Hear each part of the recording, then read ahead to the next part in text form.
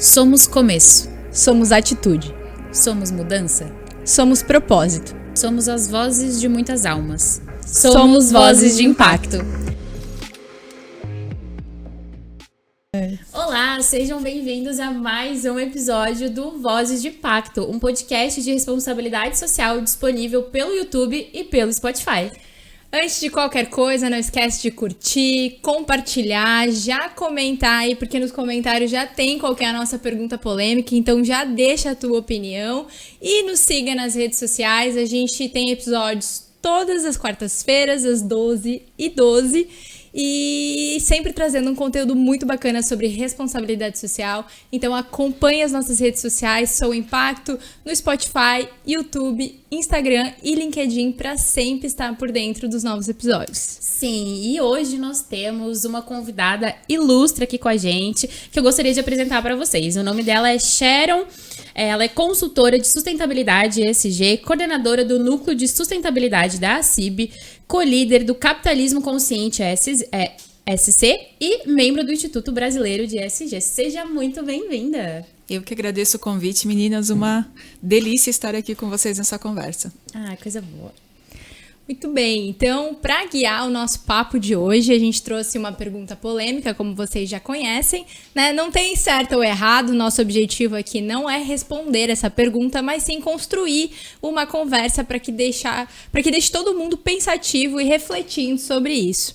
Então, a pergunta de hoje é se a governança corporativa está realmente comprometida com a responsabilidade social ou é apenas uma forma de atender às expectativas regulatórias e evitar repercussões negativas? Então, é uma pergunta bem interessante, né? Com certeza vai dar bastante conversa no nosso papo.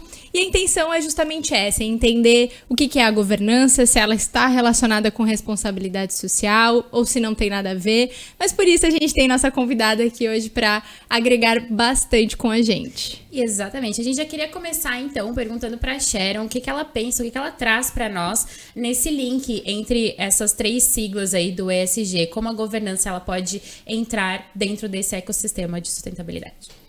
Vamos lá, então. Eu costumo dizer que não tem como falar de sustentabilidade ESG sem falar de polêmica. Ela é uma polêmica constante e está muito ligado, eu acredito, né, ao estágio de maturidade da discussão. A gente sabe que é falado de sustentabilidade pelo menos há 30 anos.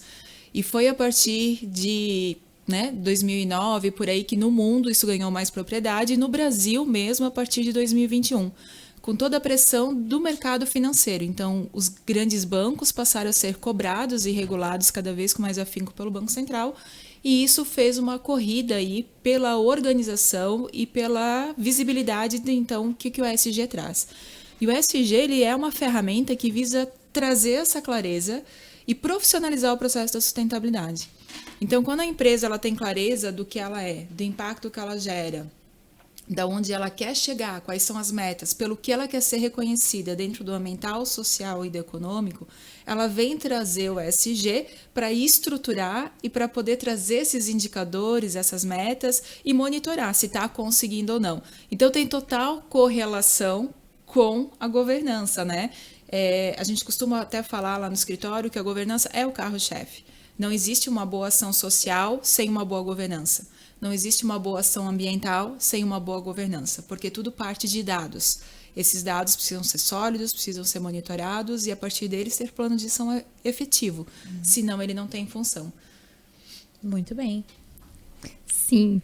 E para o pessoal que está escutando a gente, né, no Spotify, vendo a gente no YouTube, que talvez está escutando pela primeira vez hoje a governança, que de uma forma muito simples, né? Como é que a gente pode definir, conceituar a governança? A governança ela visa trazer clareza, né? Trazer objetividade e trazer dados para poderem ser monitorados em relação à empresa. Então, a governança ela vai ter que ter um olhar primeiro de quem são os stakeholders com qual ela dialoga, né? Ela vai ter que ter um tipo de reporte para acionistas, para conselho de administração, para diretoria e aí do operacional em diante, né? De como colocar isso tudo em prática. Dentro da governança, ela traz muito esse papel de transparência. dentro das siglas do ESG, a governança veio muito com esse papel fundamental de transparência, que é o que está vindo à tona, né, agora. Quando a gente olha para, até já associando a pergunta polêmica, né, quando a gente olha para a empresa que está conhecendo hoje essa caminhada, que a gente tem grandes players que já estão mais confortáveis dentro da caminhada da sustentabilidade. Mas quem está começando, ela vem muito motivada, né? A sustentabilidade, ela ainda tem um papel muito da motivação de quem está no operacional, que quer fazer uma causa funcionar e vai buscar financiar essa verba, convencer a liderança, tudo mais. E aí, quando ela começa a trazer a profissionalização dos dados, ela começa a ter defesa mais consistente dessas ações que ela vai executar. E aí, a partir desse momento que a empresa começa a entender que essas ações podem trazer resultado, ela quer uma governança em cima disso. Porque a partir do momento que ela vai só na paixão, vai no calor da argumentação, vai muito mais no amor do que na razão, ela tende a comunicar com um excesso de brilho, né, com uma purpurina a mais, com aquele calor no coração, aquele quentinho, né, de comunicar empolgada. E aí, quando alguém que assina que tem a caneta para assinar o cheque ali, né, o financiamento da ação, ele vai lá, tá, mas o que isso trouxe de rentabilidade? O que isso trouxe de resultado?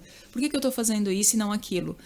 Então, quando a gente traz a governança, consegue ter esses dados, consegue ter esses indicadores que dão tanto a transparência para garantir o investimento das ações de sustentabilidade e responsabilidade social dentro da empresa, como para evitar riscos reputacionais, que é o outro viés de grande porte aí que a gente viu recentemente alguns escândalos, tanto ligados a trabalho análogo à escravidão, que aí a governança pecou em fechar os olhos para alguns balancetes e algumas prestações de contas, quanto também a auditoria fiscal, né, de quando olhar no balanço, ver que a conta não estava fechando ali, também de alguma forma fechar os olhos. E aí a governança, ela tem esse papel de trazer essa transparência e essa garantia de que o que está sendo falado está sendo feito de fato.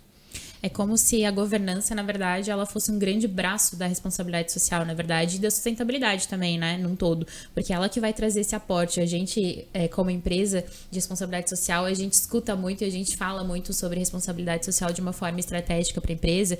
E a gente sempre recebe essa pergunta, né? É evidente. Nos outros episódios que a gente gravou aqui, a gente se perpassa por esse local também, de qual é o retorno para a empresa, de qual ação, todas as ações que são possíveis para eu fazer dentro de sustentabilidade, responsabilidade social, sempre existe essa dúvida de quem faz essa assinatura, como você comentou, né? De ser algo efetivamente que me traga um retorno, que seja interessante, que não seja simplesmente uma vertente onde o valor está indo para uma ação pontual onde eu não vou tirar aquela pessoa daquela situação de vulnerabilidade. Então, trazendo essa governança para esse aspecto de uma forma efetivamente prática, para a governança, ela se torna esse grande aliado. Então, de que forma eu consigo trazer esses dados? De que forma a governança se torna algo prático para uma empresa que está buscando fazer essas ações? Então, provavelmente, ir aí pelo caminho dos dados, né? Que você comentou, pela transparência. Acho que isso é um bom caminho, né? Sim, eu adoro dados, né? Acho que dados... Contra dados não há argumentos, né? E assim, nessa caminhada de sustentabilidade, da minha experiência, o que eu percebi é que sempre que eu tinha dados, eu conseguia embasar e patrocinar melhor as ações. Nós que estamos nessa jornada, nós estamos abrindo o caminho, né? Embora sejam 30 anos aí falados sobre o assunto para mais, mas esse profissionalismo, ele está vindo agora. Então, essa atuação mais estratégica, ela está vindo agora. E aí não tem estratégia se você não tem dados. E a partir desse momento, você pode ter assertividade, e eu costumo falar que a gente precisa perder a vergonha de falar que ação de responsabilidade social dá resultado financeiro. É quase como se fosse um pecado a gente falar hoje que fazer uma ação social, ela vai sim melhorar o resultado financeiro da empresa. Gente, é óbvio, se a empresa vai patrocinar, ela precisa se manter sustentável financeiramente. Para ela se manter sustentável financeiramente, as ações têm que fazer sentido. E aí ela vai continuar conseguindo contribuir com o desenvolvimento sustentável da comunidade como um todo. É um ciclo que ele precisa funcionar.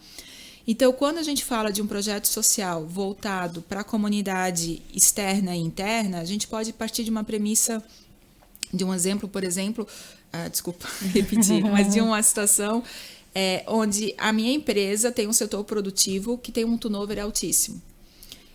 E aí vem aquele discurso que a gente ouve muito, as empresas falarem, por qualquer R$50 colaborador está trocando, daí eu tenho todo o treinamento que eu perdi, todo o processo de seleção, daí tem o processo de desligamento, abrir um novo processo de seleção. Faz esse levantamento de qual é o teu setor produtivo que está com esse turnover elevado. Faz uma parceria com uma entidade técnica que vai oferecer capacitação profissionalizante numa comunidade vulnerável. Forma essas pessoas e traz elas para dentro da tua empresa.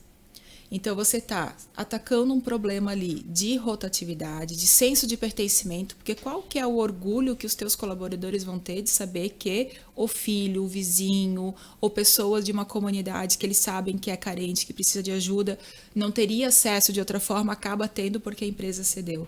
Né? E aí faz essa ação em parceria, traz essa pessoa para dentro da tua empresa, desenvolve, além de estar gerando emprego e renda, né? Atendendo a DS10 ali da redução das desigualdades, crescimento econômico, eu estou também fortalecendo a cultura da minha empresa.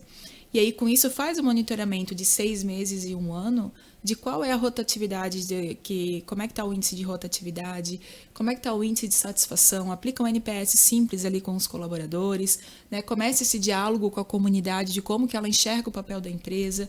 Então, você traz uma ação social de impacto, de resultado econômico para a empresa e traz a governança a partir dos dados que você vai expor. A partir dessa ação, a gente economizou tanto em entrevistas de captação, tanto em entrevistas de desligamento, né, em capacitação técnica, que acaba trazendo um fator aí de relevância no patrocínio dos eventos futuros que vai se fazer dentro da empresa. Esse exemplo incrível, né? Sim, e é interessante porque esse exemplo que a Sharon trouxe retrata muito a nossa jornada, né? Que a gente comentou já em episódios passados, que realmente existe um passo a passo de consciência por parte das empresas, de entender que às vezes ela está no ponto zero, de ter uma ignorância total sobre o tema, mas que ela tem sim uma jornada que ela pode percorrer para entender se já é momento de atuar na comunidade, se ainda eu preciso olhar para o meu quadro de colaboradores, entender como está o clima, para então identificar as dores, e aí a partir disso conseguir realizar uma iniciativa de responsabilidade social que ataque exatamente essa minha dor. É o que a gente defende muito aqui na Sou Impacto, que é justamente isso, usar o ESG, a governança, o ambiental, a responsabilidade social como uma ferramenta estratégica. E isso só será possível quando a gente identificar, né? Ter uma análise e entender o que está de errado para poder, então, atuar em cima disso. E eu acho que a governança entra muito nesse sentido de trazer a clareza, né? Trazer os reportes, fazer esse mapeamento do que está errado, o que está certo, o que eu preciso melhorar, o mapeamento de riscos, né? O plano de contenção, ou o que eu preciso fazer para consertar algo que eu já fiz errado. E aí entra num ponto que eu queria te questionar, porque experiência própria nossa aqui da Sou Impacto, e a gente sabe que muitos que estão acompanhando a gente podem pensar, mas isso é só para empresa grande. Eu sou uma pequena empresa aqui do município, né? Uma média empresa que seja, mas nossa, não cabe eu falar sobre isso. E eu queria que a gente conversasse justamente sobre isso para as pessoas entenderem que, na verdade, não, elas podem e devem já atuar em cima disso, né? Provavelmente a dor que a gente sente na consultoria, vocês também sentem, né? E essa é uma fala muito grande. Então, assim, primeiro ponto que a gente tem que entender todo mundo faz parte de uma cadeia. E essa cadeia, ela não tem mais volta, e não é onda, não é moda, mas ela pertence agora ao movimento de sustentabilidade de ESG. Ela pertence a esse lugar de responsabilização sobre os impactos que se gera. Então, eu só tenho que entender em qual elo que eu estou dessa cadeia de valor. Porque a cobrança, ela vai vir, né? Seja do fornecedor, seja do cliente, seja do cliente B2B, do B2C. Em algum momento eu vou ser cobrado, vou ser questionado de quais são as minhas práticas. Ou seja, simplesmente na hora de eu ir tomar um crédito numa instituição financeira, que se o meu KNAI ele for dentro de uma avaliação de risco socioambiental climático, automaticamente eu já vou ser obrigado a apresentar pelo menos uma política de sustentabilidade. Então, em algum momento dentro dessa cadeia, você vai ser exigido de qual é a sua postura, quais são as suas ações em relação à sustentabilidade. E quanto antes você começar, mais confortável você vai estar na hora que for cobrado, porque você vai ter esse tempo de entender quem você é, quais os impactos que você gera, tentar errar e acertar com mais tranquilidade. Porque embora a sustentabilidade seja, eu sempre digo que ela é algo extremamente complexo, mas possível. Complexo no sentido de que ela existe muitas camadas. E aí você vai decidindo o quanto você quer aprofundar em cada camada conforme a sua maturidade. Então, todas as empresas, de alguma forma, seja para o cliente consumidor, seja pelo cliente B2B, em algum momento ele vai ser cobrado. Não tem porte, tem impacto que gera. E esse impacto vai definir se você vai ser cobrado antes ou depois. Então, às vezes, uma empresa metalmecânica, médio porte, mas fornece para uma empresa gigante, né? Autona, por exemplo. Se o que ela fornece traz um risco reputacional na avaliação de risco da empresa, ela vai cobrar antes. Ela vai cobrar antes, não pelo porte, pelo risco que ela está gerando para outra empresa da qual ela é fornecedora. Então, esse é o primeiro passo de entender que não tem mais como, todo mundo vai ter que prestar conta em algum momento. Outra questão que a gente precisa ter clareza é que está muito mais ligado ao teu propósito do que às exigências. Porque eu não tenho nada contra a empresa que faz pela exigência, por cumprimento legal. Porque tem que começar. Em algum momento tem que começar. Se for esse o caminho, que seja. E que faça bem feito. O que eu tenho contrário é quem ainda não entendeu a maneira correta de fazer e não está disposto a dialogar a respeito. Não é contrário, mas assim, gostaria de convidar essas empresas a explorar um pouco mais o contato. Porque quem quer fazer, não importa como começou, comece, dê o primeiro passo. Tanto que as conversas que eu faço com as empresas que a gente tem relação é justamente essa. Me conta o que tu já faz. Ah, mas eu não faço nada. Aí eu vou questionando. Quais os benefícios que tu tens? Né? Como que tu trata do plano de desenvolvimento de cargos e salários? Como que está a atuação de patrocínio, de relação com a comunidade? Como que está a tua coleta seletiva? E a empresa, isso eu já faço, isso eu já faço. E ela vai entendendo que é muito mais cotidiano do que aquele, vou ter que parar tudo para agora começar essa coisa de sustentabilidade. Não, está dentro da tua estratégia, está dentro do teu negócio. E aí começa a entender que não tem a ver com tamanho, tem a ver com propósito, tem a ver com quem eu quero ser e que marca eu quero deixar no mundo. E aí, para ilustrar, eu hoje atuo dentro de um escritório, né, em parceria com o escritório de advocacia, o Flávio Piero Neto, e aí lá a gente fez uma matriz de materialidade, fez uma política de sustentabilidade. Essa matriz ela gerou indicadores, então a gente tem indicadores de desempenho econômico, por exemplo, e de relações de trabalho, que identificaram a necessidade de ser contratada uma gerente administrativa para criar um plano de desenvolvimento de cargos e salários que não é comum dentro de um escritório de advocacia, porque a visão de futuro do CEO é em 5 anos se tornar um escritório de grande porte. Então, quando eu correlaciono os temas materiais com a visão de futuro, eu comprovo que eu tenho indicadores ali que vão ajudar o crescimento do escritório e garantir a sustentabilidade financeira dele lá. Porque se ele hoje, com 19 colaboradores, não estiver bem estruturado em plano de cargos e salários, se ele não estiver bem estruturado no qual é o meu diferencial competitivo que eu quero deixar a marca, quanto que vai ter a rentabilidade, quanto que eu estou investindo de tempo de advogado por cliente que está gerando renda para o escritório, ele não vai chegar no plano de crescimento daqui a 5 anos. Ele não vai crescer saudável, ele vai crescer frágil. E daqui a 5 anos ele vai ter problemas trabalhistas, ele vai ter problema de turnover, ele vai ter problema de resultado econômico, porque aqui quando estava na curva de crescimento inicial, ele não garantiu o mínimo. Então foi feita a contratação dessa profissional, essa gerente administrativa, para que pudesse acompanhar esse crescimento, essa maturidade. E são 19 colaboradores, 19 pessoas na equipe. Perfeito. Acho que o primeiro passo, então, é romper com essa barreira, né? Eu acredito que, do jeito que a temática da ODS, sustentabilidade, ESG vieram à tona, caíram nos empresários muito como de goela abaixo, né? Algo muito governamental que alguém que vive no mundo perfeito inventou e agora eu que vivo os desafios diários tenho que dar um jeito.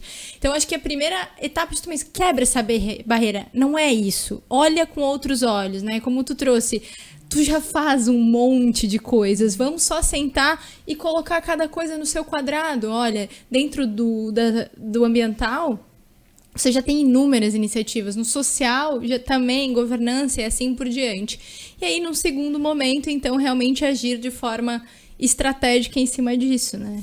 Eu acho que o que a Sharon trouxe para nós mostra mais uma vez algo que o Vozes de Impacto tem batido na tecla quase todos os episódios, de como isso é estratégico. Como ela comentou, não adianta a gente querer crescer de uma forma rápida e exponencial, sendo que a minha base não está sólida.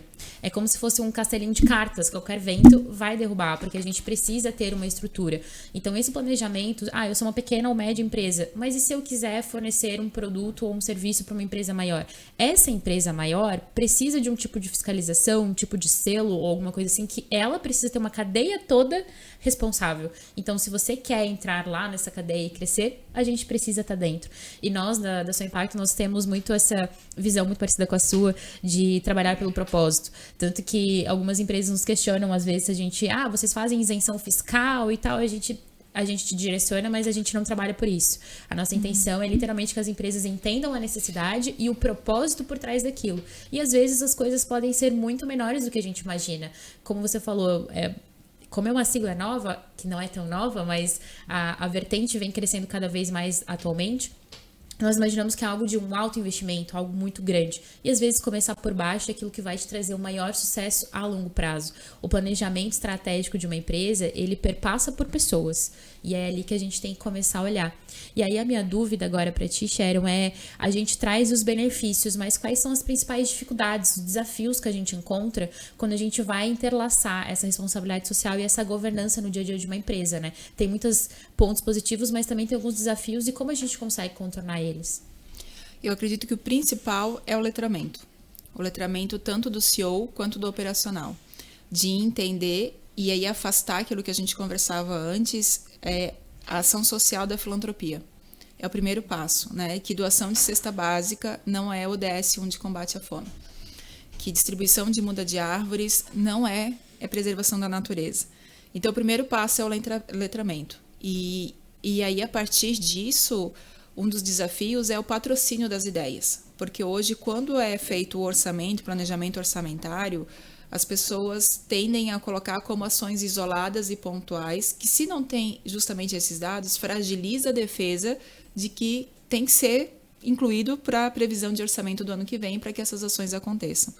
Então, à medida que as pessoas começam a entender a respeito do assunto, de que esses dados são estratégicos, de que muito do que está ali você já faz, tem muita coisa que você faz que não precisaria fazer e que você está deixando de atacar uma outra dor, então quando as pessoas começam a entender e construir esses dados, vão conseguir fazer o patrocínio. Eu acho que hoje o letramento, ter o patrocínio das ideias e conseguir estruturar as ações de uma forma operacional, porque o que eu vejo muito nas empresas, e vivi isso também, é que uma pessoa que faz tudo.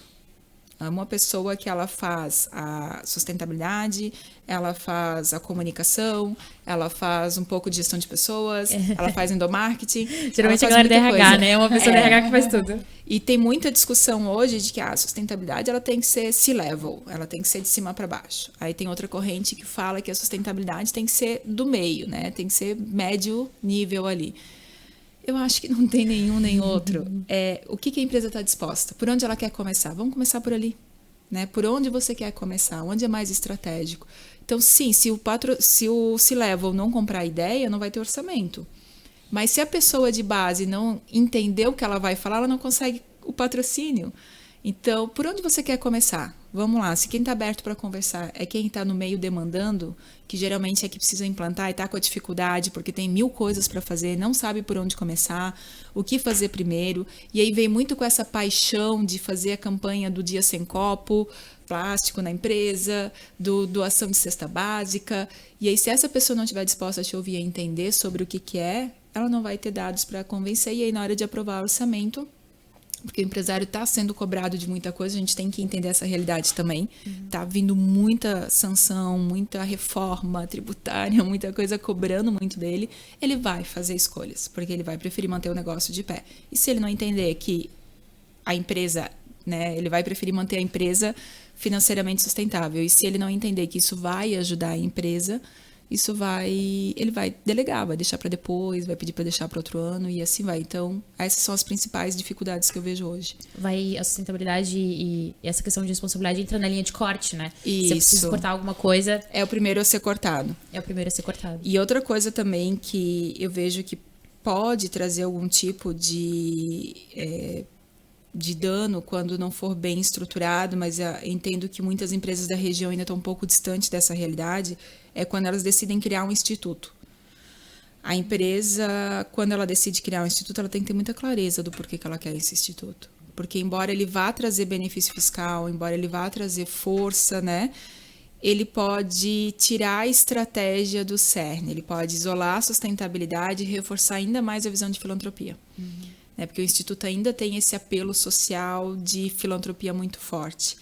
Então, empresas que também acabam criando um instituto para ser o guardião da sustentabilidade do ESG, tem um risco muito forte ali, né? Porque pode fragilizar e não fazer com que toda essa luta seja consolidada de, olha, a sustentabilidade vai te trazer resultado financeiro, sim, ela tem que estar na estratégia, tem que estar na discussão do planejamento estratégico, ela tem que estar ali no GP, ela tem que estar ligada ao conselho de administração, ela não pode ser uma ação desassociada do conselho de administração, tem que estar com esse diálogo muito aberto ali com o conselho, e aí quando você isola isso no instituto, deixa frágil. Então, se a empresa não tiver uma boa maturidade, pode trazer algum risco, algum dano, sim. Acho que isso entra naquele tabu onde só é válido se for sem fins lucrativos. E aí as empresas acabam tornando essa sustentabilidade, essa responsabilidade social dentro de um instituto, porque o instituto é sem fins lucrativos, então estou fazendo o meu lá e não estou aqui. Mas a gente não necessariamente precisa trabalhar por essa vertente, como você muito bem colocou, isso pode sim trazer um retorno para a empresa, até porque quanto mais retorno financeiro a empresa receber, mais ela consegue investir de volta na comunidade, mais ela consegue fazer outros projetos com maior impacto. Então é como se fosse uma cadeia que se retroalimenta e a gente consegue trabalhar de forma mais efetiva, né? E a gente costuma falar, e alguns exemplos que a gente deu acaba sendo muito voltado para a comunidade, mas é também dentro de casa. Sim. É começar dentro de casa. Não adianta eu investir pesado na comunidade se dentro de casa o meu colaborador está desassistido e está infeliz. Então, as empresas de EPTW, né, que comecem a olhar para o número de atestados, né, de afastamento. Qual é o número? Eu não tenho turnover, mas eu tenho um número grande de colaboradores com depressão, com medicamentos, com crise de pânico, de ansiedade. Então, não é só ter o selo GPTW, mas como é que estão as tuas ações, como é que estão as tuas lideranças, e não virar uma caçada às bruxas depois que sai o selo e a nota não sai tão legal, e aí vira aquela caçada às bruxas, né? De, meu Deus, né? Quem que deu nota baixa? O que aconteceu? Mas entender, porque é olhar para dentro. Acho que tudo começa por dentro. Eu abri tantos cargos para mulheres em cargo de conselho ou cargos de liderança, mas não tem candidatas. Mas você olha para a jornada da mulher, de como que ela é, para ela ter capacitação técnica para competir a uma vaga dessa, o que você oferece para isso? Você oferece curso à noite ou você oferece no horário de trabalho? Porque se a mulher é esteio de família, ela dificilmente vai conseguir à noite fazer esses cursos para se desenvolver. Então, não é só criar a meta, volta na importância da governança, não é só criar a meta ou trazer um selo ou trazer uma chancela de uma certificação. O que eu crio na jornada para se ter condições da pessoa acessar tal benefício? Sim. Até esse ponto, como é muito importante o discurso ser coerente, né, com as ações da empresa. E aí, voltando ali com o que tu trouxe do instituto, na minha visão, é um outro risco que as empresas podem correr ao criar o instituto, porque elas desvinculam a imagem da empresa com o instituto. Então, o instituto está ali fazendo coisas maravilhosas, mas e se dentro da empresa, né? Se no dia a dia da empresa aquilo também não está acontecendo, é totalmente incoerente. Então pode até correr o risco de um social wash, de um green wash, coisas que a gente também fala tanto, justamente porque é incoerente, né? Da porta para fora. Pinta essa imagem maravilhosa da empresa, mas da porta para dentro está um verdadeiro caos. Para além dos selos, para além da visibilidade de um instituto, olhar se realmente aquilo que eu estou fazendo tem um propósito alinhado com o objetivo que a gente está buscando. não é só de planejamento estratégico, é o planejamento estratégico alinhado e correlacionado ao nosso propósito, com a intenção daquilo tudo. Até porque, a partir do momento, como você falou, né? Eu tô fazendo algo lá na comunidade. E o meu colaborador? Qual é a visão deste colaborador? Pensando, poxa, eu tô aqui trabalhando com ele, fazendo diversas coisas todos os dias e tá olhando pra comunidade. Não que não deva olhar pra comunidade, mas antes olhar pra dentro. Que é o que a nossa jornada de responsabilidade social fala muito, que a gente falou, se eu não me engano, no segundo episódio, né? Que é justamente isso.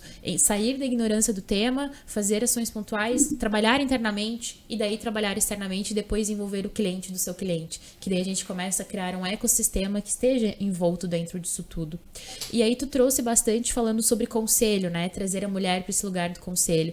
Qual é a importância desse conselho e como que ele consegue lidar e ajudar nessas tomadas de decisões? A gente entende que isso é muito individual de cada empresa. Algumas empresas vão ter uma porcentagem para esse conselho, deliberar ou não, enfim. Alguns têm um conselho que é mais lúdico, digamos assim, porque ele acaba não tendo efetividade nas atividades, mas como que ele consegue ser cada vez mais diverso e ter um papel efetivo dentro das empresas? O primeiro passo é que o conselho deixe de ser lúdico. Ele precisa ser efetivo, né? E eu sei que existe muito ainda, mas as empresas precisam entender que o conselho ele é um guardião ali de todo o risco e de toda a estratégia que a empresa vai ter dali para frente. Então, é ele que vai garantir que o que está planejado seja cumprido e seja cumprido com o máximo de idoneidade, com o máximo de clareza e de resultado possível.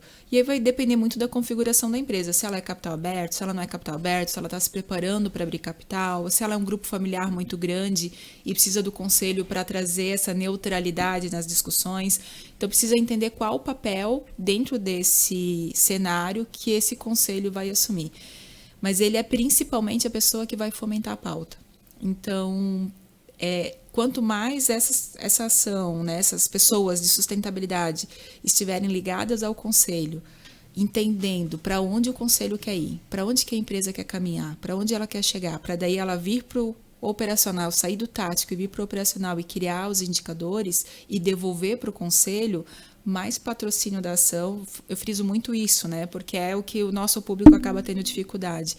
Então, quanto mais eu garantir que esse conselho esteja alimentado da pauta, com a pauta registrada em ata, tem os temas discutidos, melhor vai ser o desempenho desse conselho. E aí, conhecer o cenário. Então, se a minha empresa ela fica em região que sofre risco ambiental, que a operação pode sofrer danos por questões climáticas, por exemplo, enchente, vendavais, é fundamental que o conselho tenha uma pauta, pelo menos nas suas reuniões, onde ele discuta qual é o plano de prevenção, o plano de contingência e como que está o cenário climático. Então, ele precisa entender e cobrar daí dos gerentes, dos diretores, e vai descendo, qual que está sendo feito, como que está sendo pensado e planejado as ações para quando chegar no período de enchente. Acompanhar qual é a discussão desse cenário.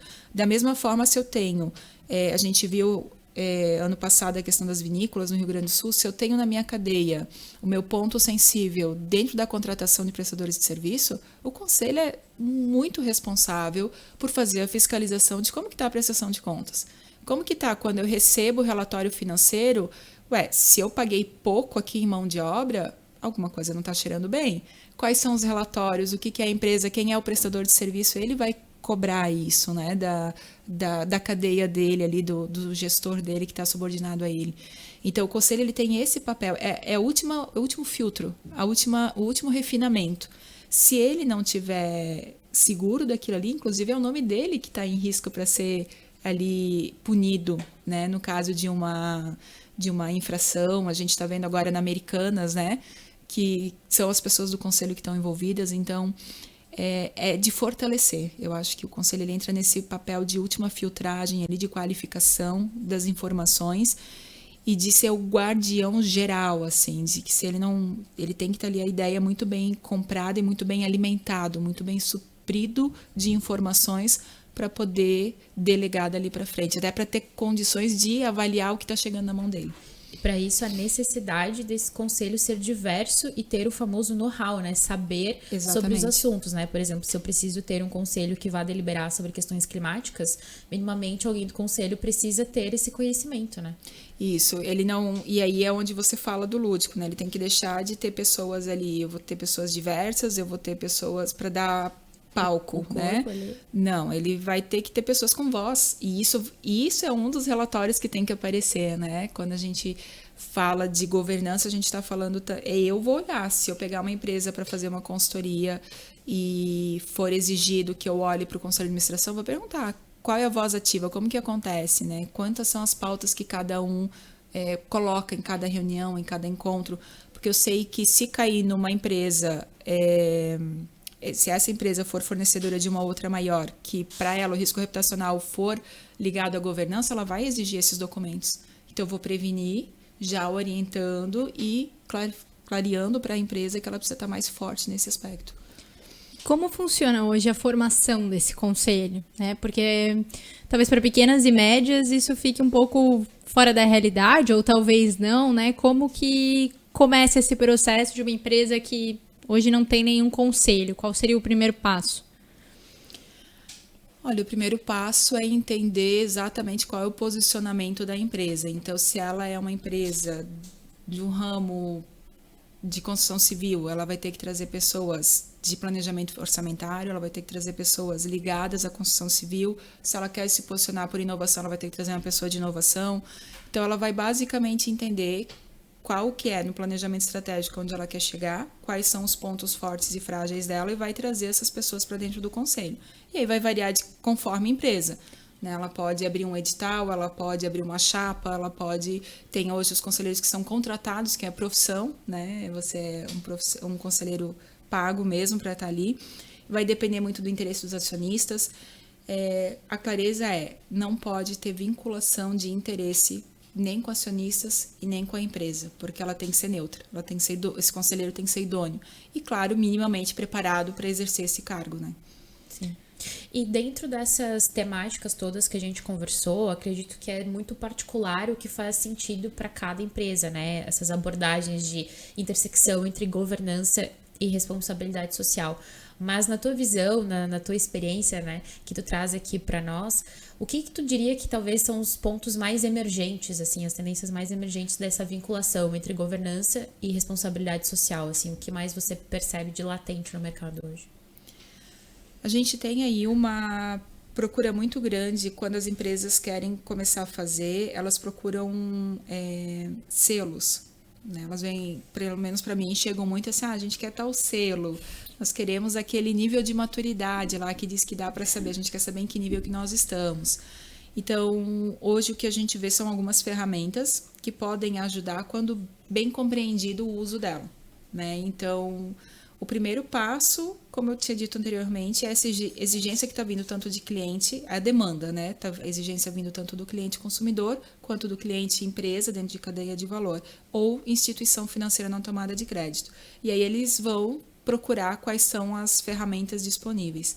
Então, o ODS, ele acaba tendo uma relevância muito grande, por conta de ser vinculado com a ONU, né? Então, ele traz esse peso, essa representatividade, muito embora o movimento que está amadurecendo em Santa Catarina um pouco mais. A gente tem, e não sei se é nesse sentido que vocês têm a expectativa que eu fale. Sim, sim. E aí a gente tem a BNT PR 2030, né, que ela foi ali uma abertura de olhar das empresas, porque ela veio muito num manual mais de operacionalização, esses aqui são os temas, é assim que você pode fazer. Então, ela trouxe um conforto para a empresa, assim, de que eu tenho um caminho agora para seguir. E aí, nela, vem o estágio de maturidade. Você consegue saber aonde você está e para onde você pode chegar dentro da empresa. Muito embora essas ferramentas desassociadas, elas são só ferramentas, não têm função. E aí a gente vem para as mais comuns, como o GRI, né? Tem o próprio capitalismo consciente, que traz também essa visibilidade, que traz essa organização e letramento para dentro da instituição. A gente percebe algumas ferramentas de mercado que têm nome e dão mais segurança para a empresa. Mas o básico, gente, vamos lá, é você compreender, trazer pessoas que saibam enxergar o seu cenário, fazer um raio-x. Porque trazer a ferramenta, muitas vezes nem a ferramenta certa para a tua empresa. Tem a empresa B, né? Investe uma Babilônia para pagar o certificado, não precisaria pagar, às vezes não é ela que vai gerar o indicador que você precisa. Então, acho que o caminho primordial é trazer alguém que entenda do raio-x da tua empresa, que consiga fazer essa análise, consiga trazer a matriz de materialidade ao passo principal, fazer uma boa matriz de materialidade, entender o impacto, qual que é o tema que é relevante para o teu negócio, qual que é a visão de futuro da tua liderança, amarra essa matriz de materialidade com a visão de futuro da liderança, cria indicadores, define metas, porque se você tiver 7 temas materiais, que é muito, você não precisa atacar todos ao mesmo tempo. Né? Qual que você vai priorizar esse ano? Cria um plano de gerenciamento desses indicadores. Primeiro eu vou trazer esses, porque ele traz um aspecto e um impacto dessa relevância para o meu negócio, para o meu poder de operação. Depois eu vou para esse, depois para outro. Reviso daqui a 2 anos ou 3 anos. Então, matriz de materialidade é o carro-chefe. Conhecer o teu... Eu sou chata da matriz de materialidade, mas aonde você está? Porque para quem não sabe onde ir, qualquer caminho serve. Então, aonde que você está? Né? Não adianta dizer que você é uma empresa de redução de emissão. Quanto que você gera? Às vezes a tua operação, eu trabalhava anteriormente na ViaCred, foi muito bacana esse caminho de inventário de gases de efeito estufa, porque não tinha mais muito o que reduzir. Né? Nós já trabalhávamos num escopo mínimo. Então não adiantava a ViaCred vender na época que ela era uma cooperativa zero, carbono, né, emissão zero. Porque ela não tinha como dentro da funcionalidade do trabalho dela, mas ela tinha outras ações que ela poderia investir. Então é o básico, saber aonde você está, com uma boa matriz, com um bom inventário de gases de efeito estufa, com um bom plano de gerenciamento de resíduo, para a partir daí você entender onde você quer ir e aí trazer essas ferramentas, GRI, ODS, capitalismo consciente, ABNT, PR 2030, o que for, para te ajudar a traçar esse caminho. Eu acho que é dali que vem muito esse pensamento das pequenas ou novas empresas também, médias empresas, que isso é só para empresa grande, porque realmente um GRI não é pra, nem todo mundo vai fazer, nem todo mundo tem essa necessidade. E nem tem função muitas vezes. Então, isso é só para quem precisa. O ODS é só para grandes empresas, porque a ONU, isso é muito grande, isso é muito longe. E na verdade é muito perto, assim, quando uma matriz de materialidade ela é palpável para todo mundo. Todo mundo consegue identificar ali quais são os seus principais pontos. E que nem você falou, entender dentro dessas jornadas, por exemplo, saíram 7, o que é mais factível para mim nesse momento, de acordo com o tamanho da minha empresa agora e onde eu quero chegar. Muitas vezes a gente tem essa dualidade da intenção da liderança, de onde ela quer chegar com a empresa e do que os colaboradores entendem e estão pertencentes nesse processo. Então, alinhar tudo isso e guiar uma jornada é fundamental. Nem sempre a gente vai conseguir resolver tudo ao mesmo tempo. Até porque, quando a gente para olhar para isso, quando tínhamos os nossos olhos tão vedados para esse olhar de sustentabilidade, de responsabilidade, de governança, a gente vai ver vários lugares onde a gente pode melhorar e lapidar o nosso trabalho, né? Então, acho que ir com calma e crescendo aos poucos, né? Pequenos passos. Sempre digo, gente, vamos lá, são pequenos passos. Firma um passo bem, consolida esse passo e dá o outro passo. Porque não tem como você fazer tudo ao mesmo tempo, não vai dar nada, não vai... E parte primeiro do que você já faz. Toda empresa faz alguma coisa. Toda empresa faz alguma coisa. Por mais singelo, por mais... Claro que com quem que você se compara? Você se compara com um gigante ou você se compara com você há 10 anos atrás? Então, assim, é legal você ter a sua referência de onde você quer chegar, mas olha para a sua jornada. Começa a ter dados para você poder olhar para a sua jornada e ver o quanto você já cresceu. E o mínimo você deve fazer, né? E aí esse mínimo já é muito e é um ponto de partida. Com certeza. Aplicar aquilo que a gente fala no pessoal, né? Não comparar a nossa jornada com a jornada de outro, mas sim a nossa própria jornada. Hoje eu tô melhor do que ontem, então já valeu. E aplicar isso para as empresas também, né? Ter esse comparativo de o que a minha empresa estava fazendo 10 anos atrás, 5 anos atrás. Hoje eu já tô melhor. Então, poxa, eu acho que o primeiro ponto é justamente isso. Começa a mapear para justamente poder se comparar, né? Então... A nossa grama também é verde, né? Exato. Imagina que tem outros que também se espelham em você. Então, esse é o... E para isso, fazer parte de movimentos como hoje o Núcleo de Sustentabilidade da CIB, ele contribui para isso, né? Porque você enxerga a dor de outras empresas igual à sua. E você entende, nossa, não é só comigo, então não é tão difícil, não é tão solitário esse caminho quanto eu pensei. Então, participar de movimentos, o Movimento ODS, o Núcleo de Sustentabilidade da CIB, o Capitalismo Consciente, enfim... Vários movimentos que você pode até gratuitamente fazer parte, algum deles, e entender, fazer esse benchmark, entender o que funcionou para ti. Porque às vezes você no encontro não vai ganhar uma receita de bolo, mas você vai ganhar um acolhimento de que a tua dor é muito parecida com a minha. Se tu conseguiu chegar em algum lugar, talvez eu consiga. E o mesmo contrário, às vezes você pode oferecer uma luz, um início de caminhada para alguém que está desesperado nesse momento, querendo saber por onde começar. Nossa, isso é fundamental. Essas conexões que a gente faz nesses movimentos, nesses encontros, eles trazem pra nós essa claridade de coisas que pra nós antes era inacreditável. Antes a gente achava, por exemplo, se eu nunca participei de um movimento que fale sobre sustentabilidade. Às vezes eu penso que aquilo é uma dor tão isolada minha, e quando eu vou encontrar, eu vejo pessoas que estão no mesmo lugar que eu, pessoas que estão antes de mim, que estão num lugar que eu já estive, e pessoas que já passaram por onde estamos e que resolveram a situação. Então a gente consegue olhar para o cenário, a gente tira aqui a nossa visão e a gente tem um olhar um pouco mais 180 para tudo que está acontecendo, se não 360, e eu acho que isso traz para nós uma conexão. Porque responsabilidade social, sustentabilidade, querendo ou não, a gente está falando da nossa empresa, mas ele exige um impacto global. Né? A gente age localmente dentro da nossa empresa, dentro da nossa comunidade, dos nossos colaboradores, mas a intenção é uma agenda global, é uma situação onde o mundo todo precisa olhar com carinho para isso. Então, quando a gente entende que dentro dessa temática a gente não está falando sobre uma corrida dos leões, a gente consegue se fortalecer dentro dos ecossistemas empresariais e crescer de uma forma mais colaborativa, né? Exatamente. Muito interessante a conversa de hoje, gente. A gente sai daqui com uma aula, não é mesmo? E com a certeza de que um passo de cada vez, né? Que a gente já está em algum lugar, a gente com certeza, qualquer empresa já está fazendo alguma coisa. É tudo questão de entender onde estamos, mapear tudo isso, linkar com a minha visão, onde eu quero chegar, para daí, de uma forma estratégica, montar um plano de ação, então, em cima de governança, responsabilidade social, sustentabilidade.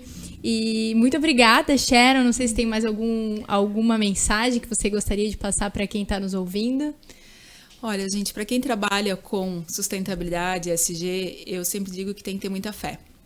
A gente tem que ter muita fé, tem que ter acreditar muito, porque vai dar muita coisa errada antes de dar muita coisa certa.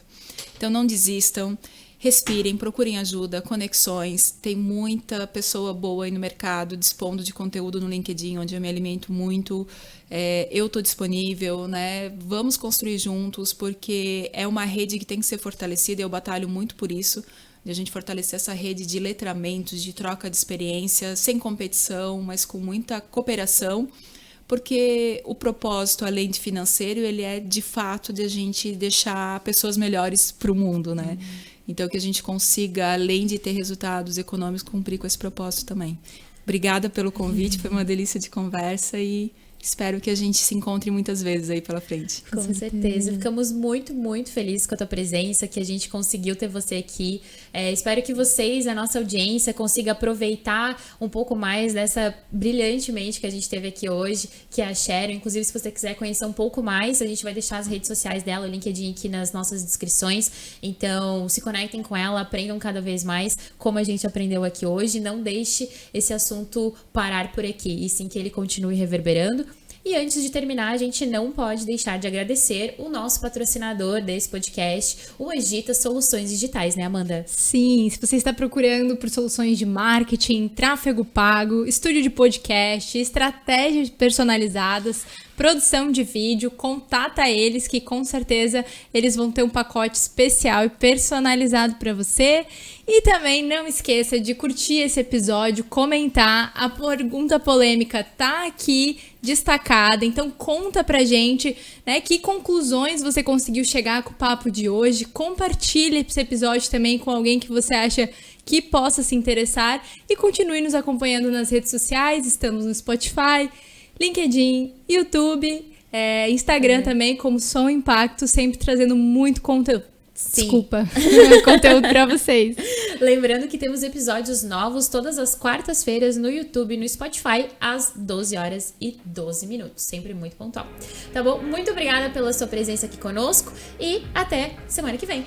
Tchau! Tchau.